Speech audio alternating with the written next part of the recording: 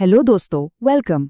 आज हम stock market investing का एक बहुत बड़ा मिथ बस्ट करने वाले हैं और आपके एसआईपी के लिए एक ऐसी सिंपल सी ट्रिक जो आई प्रॉमिस यू आपको कोई नहीं सिखाता। तो चलिए सीधा एक सवाल से शुरू करते हैं। आपको क्या लगता है, इन्वेस्टिंग ये मैथ का गेम है या माइंड का? पता है, ज्यादातर लोग जब भी स्टॉक मार्केट के बारे में सोचते हैं ना, उनके दिमाग में क्या आता है? चार्ट्स, नंबर्स, कॉम्प्लेक्स कैलकुलेशंस, यही सब, राइट? ओके, तो चलिए इस पे थोड़ा डीप डाइव करते हैं। देखिए, पहला बड़ा आइडिया ये है कि जिस तरह से हम मार्केट को देखते हैं ना, उसकी पूरी फाउंडेशन ही एक बड़े मजेदार से कॉन्ट्रडिक्शन पर टिकी हुई है। ये नंबर देखिए, 20। पता ये क्या है?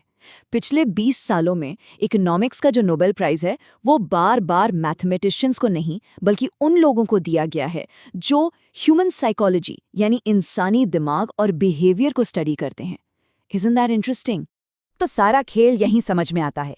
देखिए, जो पुरानी ट्रेडिशनल इकोनॉमिक्स थी, वो कहती थी कि इंसान बिल्कुल रैशनल है, लॉजिकल है। मतलब कि जब भी कोई चीज सस्ती होगी, वो ज्यादा खरीदेगा, सिंपल। लेकिन अब आती है बिहेवियरल इकोनॉमिक्स और ये कहती है कि नहीं, इंसान तो इमोशनल है, साइकोलॉजिकल है। रियल लाइफ में शेयर मार्केट में क्या होता है, सोच के देखिए। जब टमाटर सस्ते होते हैं, हम ज्यादा खरीदते हैं, पर जब स्टॉक सस्ते होते हैं तो लोग पैनिक में आकर बेचने लगते हैं, डिमांड और गिर जाती है। उल्टा गेम है पूरा। ओके, तो अब बात करते हैं दुनिया के सबसे फेमस इन्वेस्टर की। और उनकी जो सबसे फेमस लाइन है ना, वो फाइनेंस के बारे में है ही नहीं, वो है साइकोलॉजी के बारे में। Be fearful when others are greedy and be greedy when others are fearful।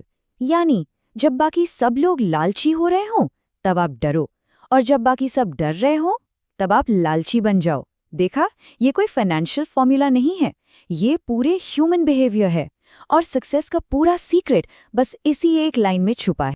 लेकिन एक मिनट, ये अदर्स हैं कौन? ये दूसरे लोग हैं कौन? टीवी पर बैठे एक्सपर्ट्स, बड़े बड़े फंड मैनेजर्स, कौन? जवाब है, वो इंसान जो आपको शीशे में दिखता है। हाँ, वो अदर्स हम खुद हैं, हमारे अपने इमोशनल डिसीजंस, और वो भीड़ जिसका हम अनजाने में हिस्सा बन जाते हैं।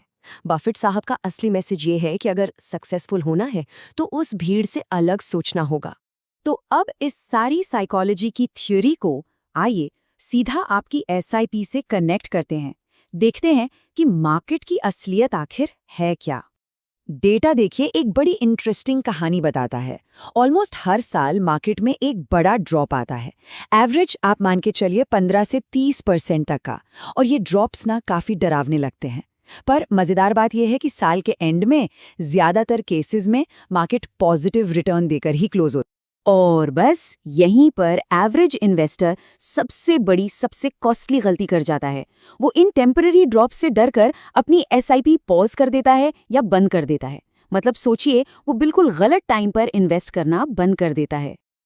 तो अब मैं आपको वो स्पेशल ट्रिक बताने वाला हूं जिससे आप इस साइकोलॉजिकल प्रॉब्लम को एक पावरफुल एडवांटेज में बदल सकते हैं और एवरेज नहीं, अबव एवरेज रिटर्न्स कमा सकते हैं। ओके, तो 3 तरह के एसआईपी इन्वेस्टर्स होते हैं, ध्यान से सुनिएगा।